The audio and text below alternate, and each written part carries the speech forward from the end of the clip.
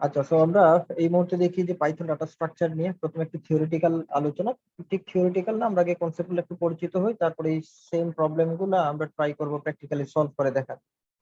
তো প্রথমে আসি হচ্ছে ডাটা স্ট্রাকচার ইটসেলফ কি জিনিস সেটা যদি জানার ট্রাই করি, মানে আজকে লেকচারে যা যা জানবো সেটা হচ্ছে ডাটা স্ট্রাকচার কি, এবং ডাটা স্ট্রাকচারের মধ্যে লিস্ট কি জিনিস, এবং টাপল, সেট, ডিকশনারি। তবে মেইনলি আমরা আজকে আলোচনা করব লিস্ট এবং ডিকশনারি নিয়ে, এই দুইটা যেহেতু বেশি ইউজ হয়ে থাকে আর কি। তো আমরা প্রথমে দেখি ডাটা স্ট্রাকচার কি জিনিস। ডাটা স্ট্রাকচার যদি খুব সহজ করে বলি তাইলে হচ্ছে আপনি ডিজিটাল মাধ্যমে বা কম্পিউটারে আপনি ডাটাগুলাকে কিভাবে স্টোর করতেছেন এবং সেগুলাকে কিভাবে আপনি রিট্রাইভ করবেন এবং প্রসেস করবেন, এই যে রিলেশনশিপ গুলা বা এই যে মেকানিজম গুলা, এগুলাকে বলা হচ্ছে আলটিমেটলি ডাটা স্ট্রাকচার। অর্থাৎ ডাটাকে the way of storing data এবং the way of retrieving data and the way of processing data, এই তিনটা মিলিয়ে আসলে ডাটা স্ট্রাকচার। এবং আমরা যখন বলতেছি যে way of data storing, processing বা রিট্রাইভিং, দ্যাট মিনস এটা বোঝাচ্ছে যে একটা ডাটার সাথে আরেকটা ডাটার রিলেশনটা কি রকম। কারণ আমরা যখন কোনো ডাটাকে মানে রিট্রাইভ করতে যাব বা প্রসেস করতে যাব, তখন কিন্তু ডাটার রিলেশনটা ইম্পর্টেন্ট। রিলেশন বলতে এখানে আমরা বোঝাচ্ছি, ধরেন আপনার নাম, এটা হচ্ছে একটা ডাটা, আপনার স্টুডেন্ট আইডি, এটা হচ্ছে আরেকটা ডাটা, বা আপনার হচ্ছে কন্ট্যাক্ট ইনফো, সেটা হচ্ছে আরেকটা ডাটা। এখন একজন ব্যক্তির কিন্তু এই তিনটা ডাটাই কিন্তু একজন ব্যক্তির, অর্থাৎ আমরা এই তিনটা ডাটাই স্টোর করব, বাট তাদের মধ্যে একটা রিলেশন থাকবে। রিলেশনটা কি? যে একটা সিঙ্গেল পারসনকে এটা রিপ্রেজেন্ট করতেছে। সো এটা বোঝাচ্ছে তাদের এই তিনটা ডাটার মধ্যে একটা রিলেশন। সো এরকম যদি 100 স্টুডেন্টের ডাটা থাকে, তার মানে 100 স্টুডেন্ট একটা সেকশন যদি আবার হয়, তার মানে ওই 3 টাইপের ডাটাকে আমরা স্টোর করব ফর 100 পিপল, এবং সেটাকে আবার একটা সেকশন বা একটা ক্লাস যেহেতু আমরা চিন্তা করতেছি, তাদেরকে আবার একটা জায়গায় আমরা স্টোর করব। তো এই যে স্টোর করতেছি, এতে সুবিধা হচ্ছে আমরা যখন রিট্রাইভ করতে যাব, তখন আমার যদি পার্টিকুলারলি ওই সেকশনটা প্রয়োজন হয়, তাহলে আমি পুরো 100 জন ডাটার সাথে পেয়ে যাব। বা যদি আমার কোনো একটা স্টুডেন্টের ধরেন আমি তার নাম জানি, এখন আমার তার হচ্ছে কন্ট্যাক্ট ইনফো দরকার, তাইলে আমি ওই ওই পার্টিকুলার নাম দিয়ে আমরা ওই কন্ট্যাক্ট ইনফোটাকে তাহলে আমরা রিট্রাইভ করতে পারবো। কারণ ওই নামের সাথে ওই কন্ট্যাক্ট ইনফো একটা রিলেশন রেখেই আমরা ডাটাকে স্টোর করছিলাম।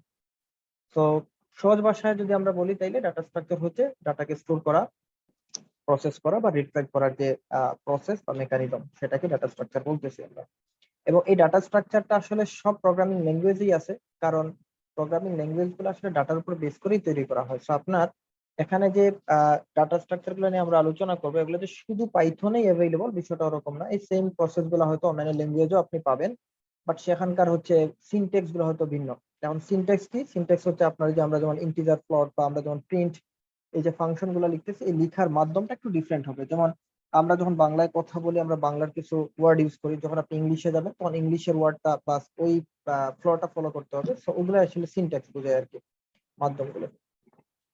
সো আমরা এখন দেখি ডাটা স্ট্রাকচারের মধ্যে কি কি আছে। যেমন প্রিমিটিভ ডাটা স্ট্রাকচার, পাইথনের ক্ষেত্রে যদি আমরা চিন্তা করি, সেক্ষেত্রে হচ্ছে চারটা বলা হচ্ছে প্রিমিটিভ, যেমন ইন্টিজার্স, ফ্লোটস, স্ট্রিংস, বুলিয়ান। তো এই চারটাই কিন্তু আমরা অলরেডি পড়ে ফেলছি। এগুলো হচ্ছে সব প্রোগ্রামিং ল্যাঙ্গুয়েজেই বাই ডিফল্ট থাকে, integers, float, strings, Boolean. But non primitive data স্ট্রাকচারের ক্ষেত্রে যদি আমরা আসি, সেখানে 6টার কথা এখানে বলা আছে। একটা হচ্ছে এরে, লিস্ট, টাপলস, ডিকশনারি, সেটস এবং হচ্ছে ফাইলস। তো এদের মধ্যে আমরা আজকে প্রথমে আলোচনা করি লিস্ট, এই জিনিসটা কি।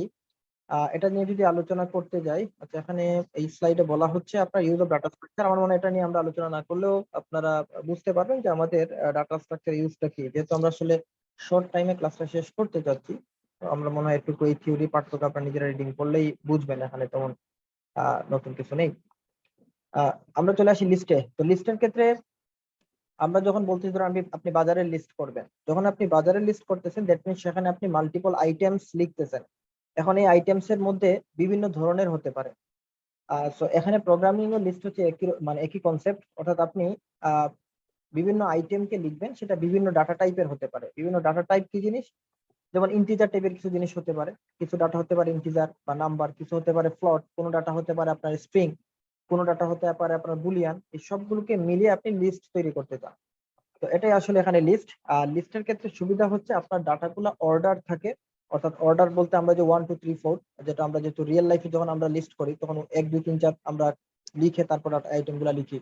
5টা আইটেম হলে 1 2 3 4 5।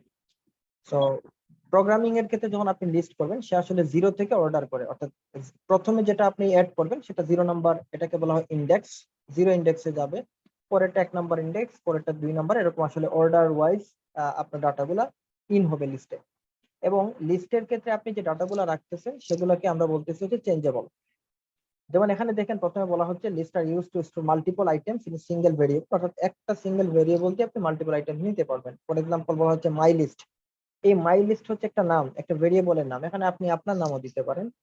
বাট এখানে সিনট্যাক্স যেটা মনে রাখার সেটা হচ্ছে আপনি থার্ড ব্র্যাকেট দিলে লিস্ট আপনার রিপ্রেজেন্ট করতে পারবেন, অর্থাৎ থার্ড ব্র্যাকেটের ভিতরে যেমন আমরা দেখেন প্রথমে অ্যাপল লিখছি, যেহেতু এটা একটা স্ট্রিং, স্ট্রিং এর ক্ষেত্রে সিঙ্গেল কোটেশন অথবা ডাবল কোটেশন যে কোনো একটা আপনি ইউজ করতে পারেন।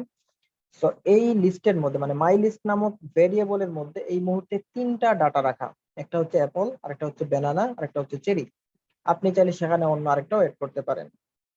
তো এক্ষেত্রে এই যে ডাটাগুলো এগুলো কিন্তু আপনার অর্ডার ওয়াইজ আছে। অর্ডার বলতে কি বোঝানো হচ্ছে, যেমন হচ্ছে অ্যাপল যেটা সেটা হচ্ছে 0 নাম্বার ইন্ডেক্সে, ব্যানানা এটা হচ্ছে 1 নাম্বার ইন্ডেক্স, চেরি হচ্ছে 2 নাম্বার ইন্ডেক্স। অর্থাৎ দিস লিস্ট নামক যে ভেরিয়েবল, এই ভেরিয়েবলের 0 number, this list third bracket দিয়ে যদি আপনি 0 দেন সে বোঝাবে apple, this list third bracket দিয়ে যদি আপনি 1 দেন তাহলে সে বোঝাবে ব্যানানা। বা যদি আমরা এখানে আসি চেরির ক্ষেত্রে, তাহলে দিস লিস্ট থার্ড ব্র্যাকেট দিয়ে যদি আমরা এখানে দেখেন 0 1 2 3 4, অর্থাৎ আমরা যদি 4 দেই তাহলে আমরা চেরি এই ডাটাটা পেয়ে যাব। এবং এখানে ইন্ডেক্সের কথা একটু আগে যেটা বললাম সেটাই, অর্থাৎ এই যে এখানে দিস লিস্ট 1 যদি আমরা বলি, 1 বললে আসলে আমরা ব্যানানা পাবো, নট অ্যাপল, কারণ অ্যাপল হচ্ছে আমাদের 0 নাম্বার ইন্ডেক্সে। আবার পাইথনের ক্ষেত্রে আরেকটা জিনিস আছে রিভার্স অর্ডার, অর্থাৎ আমরা যদি -1 দিই, অর্থাৎ যেহেতু আমরা বলতেছি এখানে ইন্ডেক্সিং হচ্ছে বা অর্ডার ওয়াইজ হচ্ছে, সেখানে কিন্তু আপনার পজিটিভ দিয়ে হতে পারে, নেগেটিভ দিয়ে হতে পারে। যদি নেগেটিভ দিয়ে আমরা অর্ডার করি তাহলে সেটাকে আসলে লাস্টের দিক থেকে বোঝাবে। যেমন -1 যদি বলি তাহলে লাস্ট আইটেম যেটা চেরি, এটা হচ্ছে -1, অ্যাপল হচ্ছে -2, চেরি হচ্ছে এই যে চেরি এটা এটা হচ্ছে -3 -4, এটা হচ্ছে -5, অর্থাৎ -5 বললে আমরা আইটেমের প্রথমটা পাচ্ছি, আবার 0 বললেও কিন্তু প্রথমটা পাচ্ছি। তো 0 হচ্ছে পজিটিভ সাইড দিয়ে যাবেন, 0 1 2 3 4 চারটা, আর ওদিক থেকে আসলে -1 থেকে আসবে। এটা একটু পরে আমরা প্র্যাকটিক্যালি দেখবো। সো আমরা জাস্ট আপাতত আর কি আপনাদেরকে জিনিসগুলোর সাথে পরিচয় করাচ্ছি। এবং লিস্ট এই যে ডাটা স্ট্রাকচার বলতেছি, লিস্ট ডাটা স্ট্রাকচার, এর মধ্যে যে সকল অপারেশন করা যায় সেটা হচ্ছে ইনসার্ট করতে পারবেন আপনি। আপনি হচ্ছে একটা লিস্ট থেকে আইটেমকে চেঞ্জ করতে পারবেন। ইনসার্ট মানে কি আসলে আইটেম এড করা, চেঞ্জ করা, অর্থাৎ আপনার একটা ফর এক্সাম্পল অ্যাপল দেয়া আছে, আপনি অ্যাপলের বদলে অন্য একটা ভেরিয়েবল রাখতে চান বা অন্য একটা ডাটা রাখতে চান, সেই ডাটা রাখতে পারবেন। লিস্ট থেকে আইটেম রিমুভ করা যায়, লিস্টের মধ্যে কম্প্রিহেনশন করা যায়, লিস্ট সর্ট করা যায়, কপি, জয়েন, এখানে লিস্টে বিভিন্ন মেথড আছে, সেই মেথড গুলোকে আমরা এখানে মানে ইউজার ডিফাইন মেথড না, এটা হচ্ছে বিল্ট ইন মেথডের কথা আমরা বলতেছি, সেই বিল্ট ইন মেথড গুলোকে কাজে লাগাতে পারি। এবং লিস্টের মধ্যে আমরা লুপও ইউজ করতে পারবো। তো আমরা যেহেতু আপনাদের অনেকেরই লুপ নিয়ে কনফিউশন ছিল, আমরা এই ডিকশনারি আলোচনা যখন করব, সরি ডিকশনারি বলতেছি, ডাটা স্ট্রাকচার গুলো নিয়ে যখন আলোচনা করব, সেখানে লুপ বাই ডিফল্ট চলে আসবে, অর্থাৎ লুপ নিয়ে আমরা কাজ করবো। তো যাদের লুপের কনসেপ্টটা ক্লিয়ার হয় নাই লাস্ট ক্লাসে, তারা আজকে ক্লিয়ার হয়ে যেতে পারবে।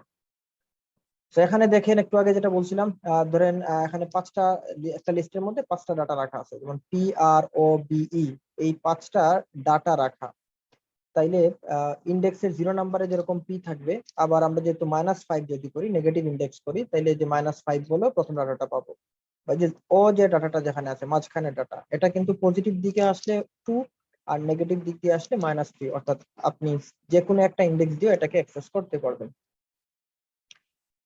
দেন আমরা টাপল নিয়েও আজকের ক্লাসে আলোচনা করার চেষ্টা করব।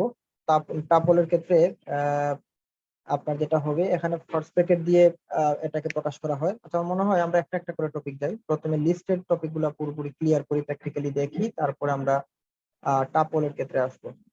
তো এখন আমি আপনাদেরকে একটু সুযোগ দিব প্রশ্ন করার, আমি প্র্যাকটিক্যালি ওপেন করতে করতে। যদি কারো প্রশ্ন থাকে এই পর্যন্ত লিস্টের যে অল্প একটু আলোচনা করলাম সেটুকুরে, তাহলে আপনারা প্রশ্ন করতে পারেন। আমি আপনাদেরকে আমি প্রশ্ন দিচ্ছি, কারো প্রশ্ন থাকলে করতে পারেন, রেকর্ড করে দিই।